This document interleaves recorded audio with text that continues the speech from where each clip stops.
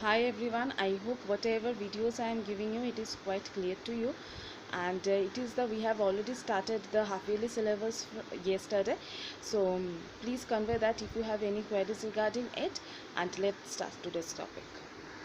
Hi students, it is the continuation part of the respiration in the human beings, right? In the last class, see, I have shown you already the structure of the lungs.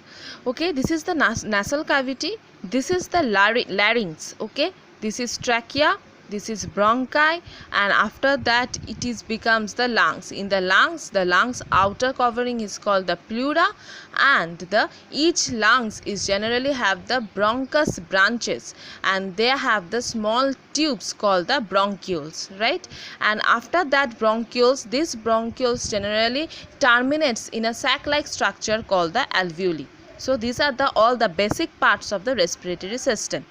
Now I will teach you about the breathing in the human beings. Okay, see, the breathing generally involves the taking in the oxygen and giving out the carbon dioxide, right?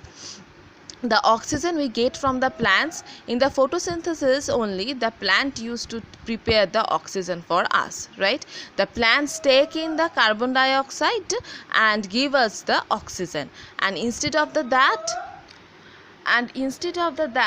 what we do, we used to take in the oxygen and give out the carbon dioxide for them. Now, the involved breathing means when we are taking in the oxygen and giving out the carbon dioxide with the help of the respiratory organ. The respiratory organ is the lungs, right? The taking in of the air rich in the oxygen is generally called the inhalation. That means when we are taking in the oxygen with the help of the nasal cavity, that is called the inhalation. And when we are giving out the rich in the carbon dioxide outside our body, that means with the help of the nasal cavity, we are just throwing out the carbon dioxide from our body as a wastage. That procedure is known as the exhalation, right? So inhalation means we are taking in oxygen, and exhalation means we are giving out the carbon dioxide, right?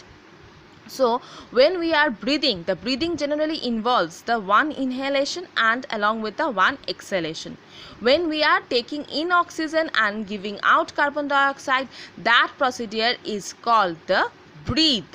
And a number of times a person breathe in a minute is called the breathing rate, right?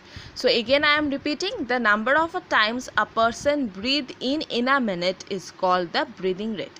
So on average, in a minute a person can breathe in and breathe out, that is the 15 to 18 times. But when we do the rigorous exercise, that time what will happen, we are generally, that breathing rate used to increase and it is up to the 25, right? So this is the difference between the breathing rate of the normal people, and after the exercise the breathing rate often increase up to the 25. Why it is increased?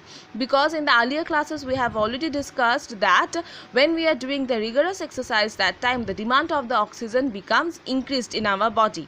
That times we used to breathe in a lot of oxygen, but still that particular thing cannot be fulfilled our oxygen demand.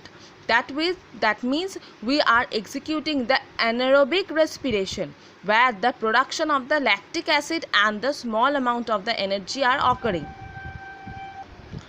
and it also increases our breathing rate up to 25 times, right? So this is the breathing in human we have completed. Okay, in the next class we will start with the mechanism of the breathing.